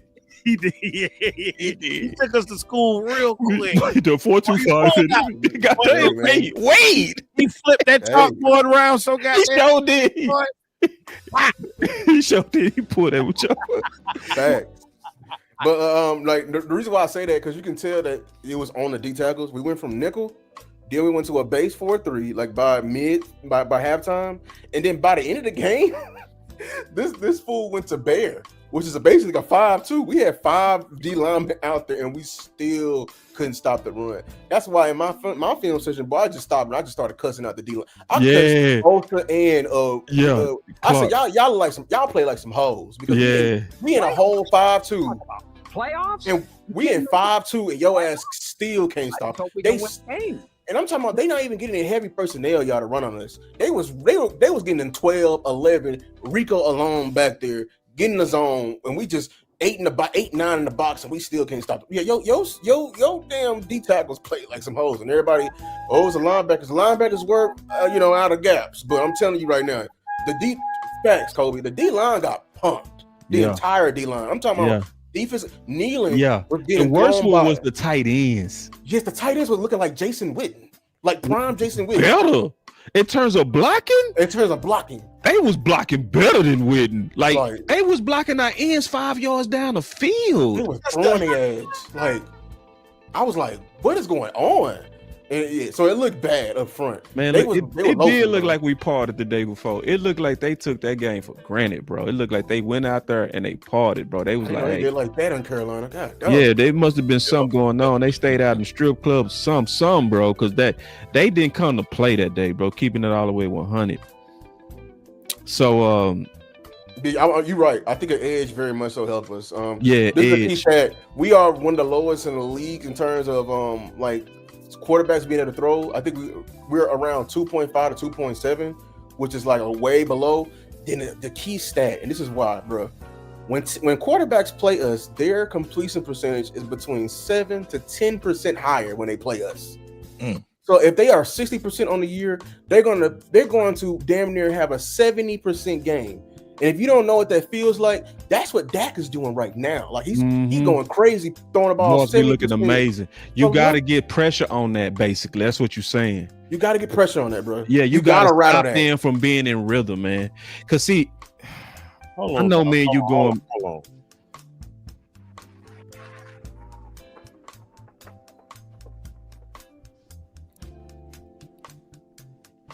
Oh, we didn't hear it. It ain't. No, you got to turn it up, bro. I'm gonna let you hit it. What happened? You ain't hear it? Nah, you got to turn that. You got to turn that one up. Hold on. He did cook though. He cooked. He did. I had to hit it from my phone. Angry, he cooked, bro. Didn't he? He cooked, bro. Always got the chef hat on. Just chill. Look at that. I can't see I don't see nothing. Private chat. Oh, okay. Yeah. But okay, gotcha. We definitely do need a. I think edge should be your number one priority. Like they have to fix what they broke. Right. I'm sorry. And remember, we came in here on Western. Y'all asked me, Lou, we gonna build a first pass. I'm like, I don't trust these guys, man. I really don't. We don't have. What's missing from this room? They had an alpha, man. They had an alpha, like to lead them off. They had an apex in there. Now you asking a bunch of guys to be the guy 1 week. That was a lot for them to answer them, bro. And then this is another thing when people not understanding, bro. That edge room in particular is a room full of rentals. Like I got my haircut that's done this past week. Lady in there, she said she did Jadeveon Clowney's hair. Yep. He mentioned to her without what's her name, said, yeah, this is my last year. Yeah. That's the number one. And see, because you ain't closing on your point, you giving some good evidence, but you're not closing on. This is what he's saying with that. When he said rental, this is why you should be investing into an edge that you can have for the next 3 years. Because this is going to be the number one need in the offseason. Right. And we know how our Cowboys do. Go reach. They're going to reach like hell. Yeah. Taco Charlton, again, this is a need they need to take care of now. Right. And just throw it up for the next 3 years. Crosby would be best, man. Like Crosby would be best. So, and you got to be F them picks for a Crosby. You have to. You can't be holding on the picks to get somebody like a Crosby. free millions, and then Sam Williams may not be like. There's a lot of like we gotta address the edge now. Yeah, and that's why I ain't feeling all those people that's on the well. This next year your team gonna look totally different. Next year you might not have Pickens. People want to get rid of him now. Which is Angry, I said it. Angry, I said it. My bad. I'm sorry. Go ahead. I said it. And let me say something, bro. I'm about to offend some people, but there is a portion of Cowboys Nation that needs some type of therapy. They need to go see a therapist because for a large portion of our fan base feels like they don't deserve better. Like they don't deserve to have certain talent on the roster. Like, oh, Pickens is see, you poo-pooed on Pickens when you thought he wasn't gonna be shit. Now that he balling, now it's you too good for him. It's just like some people in some relationships out here. They feel like you are not worthy. Like snap out of it. If that's the case, if that's how you feel, then you go find you a therapist, you go sit your ass down on the couch, and you be a general fan of football and leave me and my goddamn Dallas Cowboys alone. Andrew say ham no burger our team.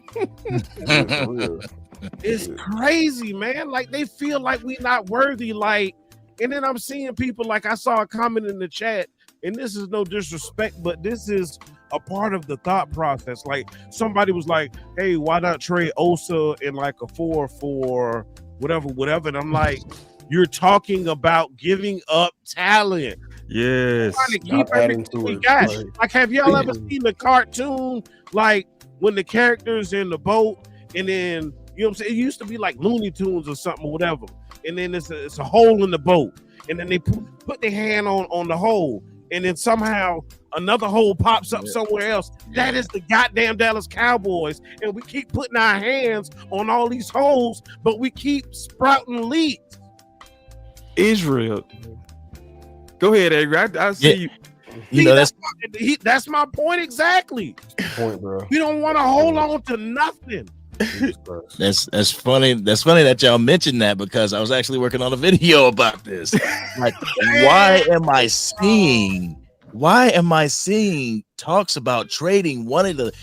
He is showing that he is damn near toe to toe with CeeDee Lamb as far as production goes for the Dallas Cowboys. But what everybody wants to do is just get rid of that for a gamble. Like he is giving you second round pick, 52nd overall. He's giving you first round play. Why do you want to get rid of that? Just go ahead and extend this man. He's one of the only huge contracts that you have coming up next year. The rest of the people are actually just depth pieces that you can pretty much substitute. So stick with who you have, add to who you have so we can get some dogs going into the season. Stop trying to give away all your good talent.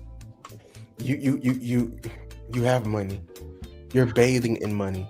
I wish I could show the gift. Y'all remember from All About the Benjamins when they threw the money on the bed? Y'all re-rolling, and he was just on here bragging about how they won the Micah trade. What he say? He just hit me in the head with some. He hit me in the lip with some money. You know what I'm saying? Like we over here bragging how we got rid of our best player and we don't have to pay $2 million for a top tier player. But you over here crying for some more picks. I'm telling y'all, bro. I'm telling y'all, remember this. Spread this, bro. Them picks are hope. And that's what our families are, our fan base is addicted to, bro. They are addicted to hope. They want something. They want another Blue for next season. They want another Jay Toia for next season. They want another Ted McMillan type thing for next season. They want to keep doing it. Some of these writers love it. That's how they can. That's they dopamine. So it's a shot of them just having hope. There's something to sell every single time, and it's like, bruh, how you having this CEO mindset and you building for the future? You ain't gonna never have it now.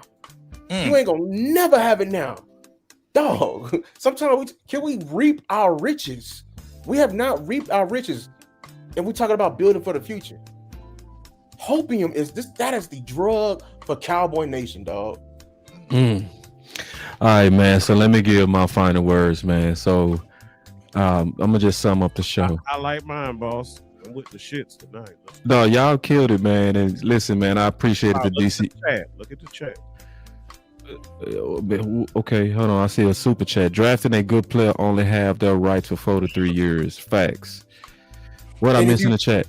If you ball out, they gonna get rid of you. I was talking about my comment. Oh. Oh shit. Okay. They treat this like a factory, man. The moment you get too big, Yeah. And I'll say this, man, just summing up everything, man. First of all, most importantly, listen to Brian. A lot of us missed it when Mike McCarthy was crying out. When he said, "I've never been a fan of these option routes." We missed it. Don't take for granted that Brian just basically said we looking for a trade. That we open, that we basically looking, and that was in reference to Mafia. So if you're looking, that means you don't like what's here. That means you don't believe in what's here. I really need us to get off our egos, because now this is what happened with Blue, if I'm gonna be all the way honest. A lot of us put our reputations on the line, and we openly had a lot of optimism for them. And so we don't want to let that idea go. And that's why I say shout out to my brother today, who on Twitter was like, "Hey, bro, I was wrong." And it's like, bro, it ain't even that big of a deal. I'm glad that you wanted to see it. I'm also glad that you put your Cowboys first, that after you saw it, you said, nah, we do need somebody that fits Shotty. So we need somebody that's in here that's going to compliment Williams, that's going to be quality insurance for us as a team, that if Williams go down, if he get nicked up or anything, you have Shot out there with people he can trust. Number 2, I don't want Eberflus here. I want him gone. I don't like no Trojan horses. I want to empower Brian Schottenheimer. I want to empower him by him having the ability to have people in here that's going to fully follow his vision and not have a co-coach with Jerry. Number 3, we can improve the defense, y'all. And it goes back to what Angry said perfectly. This also comes with putting pressure on Jerry to stop sitting on his hands. He is insulting us to say that he's waiting on the phone to call the ring. That's a slap in all of our face. I want y'all to realize that we were 6 plays away from beating Philly. We was 1 second away from being Green Bay. We should have easily beat the Panthers with a couple of players on defense. And absolutely, if we had a better edge, we would have put pressure on him and made the whole game different. That's telling you all you need is aggression to get you over, and he's waiting on the phone to ring. And he's doing that as San Fran is openly trying to court edges. You owe us a replacement for Michael Parsons. You owe us. You was the one that said you didn't want to talk to the agent. You could have talked to the agent. You didn't. No, that whole deal got fumbled, and we need you to pick the ball up. Picking up the ball is getting us an edge. A real edge, not somebody like Clowner that's looking to retire in a year and that look like a big old ass receiver. Bro, he do look like a big Snoop Dogg. He real, man. I mean, he real dude. Look, dog, they don't look like Cloudy, dog. They look like you look like Calvin Johnson, dog. But like AJ Green, it look like a big old ass receiver out there. We talking about, hey man, that's Michael replacement right there, boy. If y'all. So man, listen now, man. Shout out to you, DC Universe, and coming together to talk about the state. It's not over, but let's keep that pressure on Jerry, because honestly, he pissing in our face. That's my final word. Yeah, I'll go. My final word is this. I agree. We are close, Cowboy Nation. Just stop for one. I just don't need y'all to stop being so up and down after every game, bro. And just like you just sit back. I know we be through the emotions and just sleep on it, because I know I be angry, right after the game, but you got to sleep on it sometimes. I agree. Get running back is a need. We need somebody in here, not just to spell, somebody to tandem with, so we can keep the constant pressure. Because there are times within the game where I believe Schottenheimer don't trust the run game, and you can always improve, or you can never stop improving. Make it your superpower. As far as his defense, I agree. Eberflus is an enemy because it's just not, he's just not listening.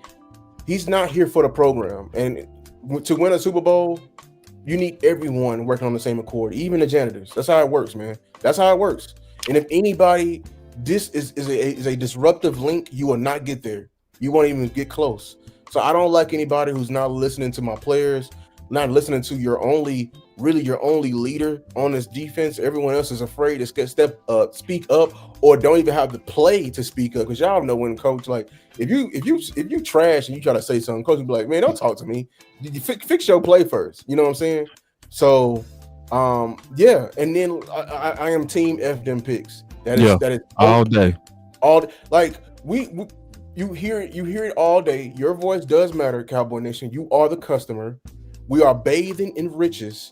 We have enough money. Everybody is out there. You can go and do big bank, take little bank so fast. Like the Niners and everybody flirting with you know what I'm saying, Crosby. You got all these pick and all this money. You can go do big bank, take little bank real fast. And this is my thing. He over here talking about waiting on damn phones. Yeah, Jerry, you didn't wait on that damn phone for what's the name back in the day, 9-4. You didn't wait on the phone for Dion. No, it wasn't no phone. You ain't waiting on the damn pager. Your ass called him out on national television. TV. He pointed at the tablets. Pointed at the TV, man. So this right here, you ain't seen that just yet. How I know your patterns. I know who's talking, who want to wait. It's your damn son. Yep. That's who hemmed you up last time. And I told you I would have did if I was in that room and I heard Dion, the moment Dion and anybody wanted to oppose the Dion suggestion, and it was more. I told you I would have did. Tell you that, I ain't gonna say it again. Because I hate passivity. That's what got us our last Super Bowl, man. So I agree, man. Be aggressive. Be aggressive. Be aggressive, man. Team aggressive. Go for it. Your quarterback is 32 years old. He can wake up tomorrow and be ass anytime. Like we cannot. This is not something to play with. This is not something. Stop trying to trade away your best players, Cowboy Nation. Stop trying to be my GM and draft and just. So if you want to get draft content out, bro, go get draft content out, bro. Just be an NFL draft content creator, dog. Stop using the Dallas Cowboys as your leverage for that, bro. God, dog. Like, I'm just be honest with you, because that's all y'all trying to do. People are, I'm looking at the corner is a double need. All right, bro. We just drafted a corner this year, and your team chose to draft a corner who was literally hurt this season before. You trust these people to make picks? Y'all trust these people to make picks? Ooh, that's my final word, man. I gotta. Hey, before you go angry, it did out. Shout out to my boy DeShannon, bro. I'm, I can't say how much I appreciate y'all, man. So like, he told me to check my cash out. My brother done dropped $75 on me. You know. Damn. Yeah. 77 plus the $2 right here. Yeah. And you know, I appreciate that, man, because I know a lot of us go against the grain, but we do it out of love. You know what I'm saying? It's hard to say the things we say. Like, you know, being honest about blue when the fans love blue, but y'all always show that appreciation for honesty. That's where I believe that we come through, is when y'all see that we willing to go against the grain and say what's best for the team. Y'all show up for me. And I obviously thank you, brother, for that and that amount of sacrifice. I don't take that for granted. And all of y'all, like Richard Coleman, Stephen Carroll, Javante Turner, Courtney, Robert King, Angie, Samuel Minvu, Robert King, Charles Artis, Tawan, Devlin. So many of y'all donate, and y'all do it secretly. You know, y'all do it secretly. Y'all put it in the cash app, and I don't even, a lot of times, even announce that y'all did it. Y'all do that out of love. So, and I feel the love, and I thank y'all greatly. Every one of y'all, thank y'all. So, go ahead, Angry. I just want to acknowledge that, man. That I wasn't expecting that, big dog. I appreciate that. Definitely. I want to thank everybody in the chat that showed up for the DC Universe. I want to thank you, gentlemen, and Star, the ladies that was a part of this as well. Thank you guys for having me on. But I just want them to get this defense figured out. Me too. You know, get out of your comfort zone. Get out, whether it's Jerry Jones or whether it's Matt Eberflus, get out of your comfort zone. Matt Eberflus, your comfort zone is zone. Get out of that.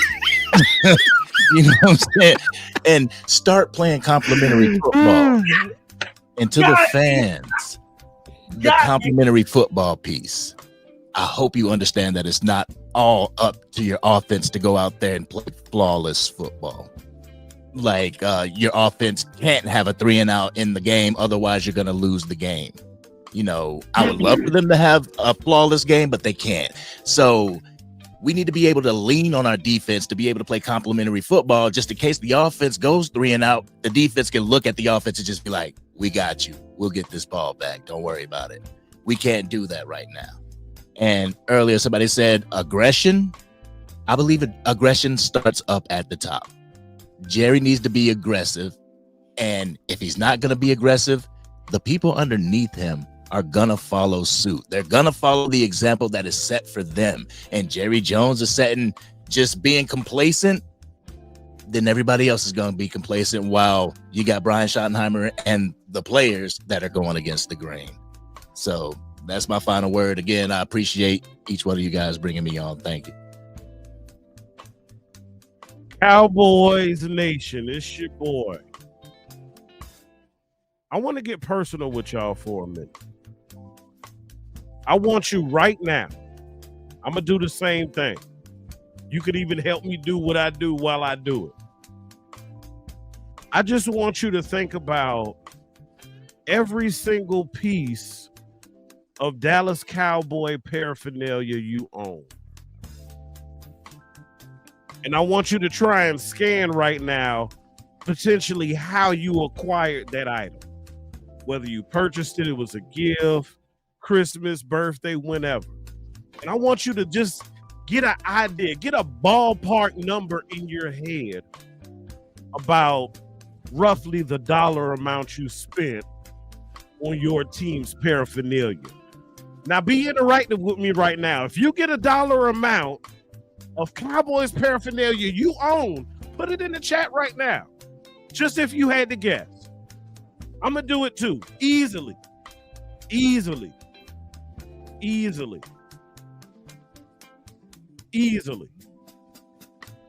Right? Probably more or less. I don't know. That's just what I threw out there. Now, you spent that money or you have that much value for that team in your possession. You spent your hard-earned dollars because you are prideful of that team. You want people to see it on your car. You sport it on your head when you go out. You wear it on your body. Sometimes you even sport it on your feet because you are prideful of that team. Jerry and Steven, we are prideful. Shotty, we are very prideful. And I want you to understand that some people have turned off their fandom because they don't feel that you value the team the same way we value the team. The same way we have taken our hard-earned dollars. We spend our time. Some people take off work just so they can actually watch the Cowboys game. So we are vested.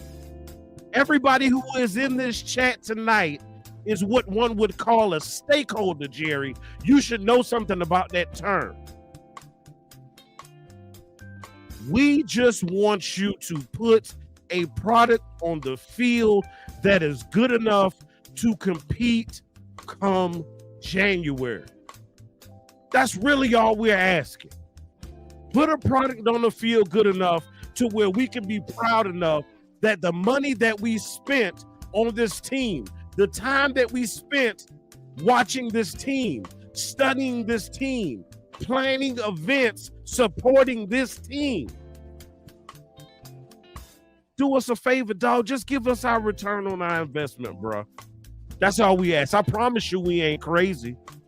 My wife like to think I'm crazy sometimes because of the time I spent out here. She woke up Monday morning and said, "You was out there all day." And I thought about it. I put in 8 hours Sunday.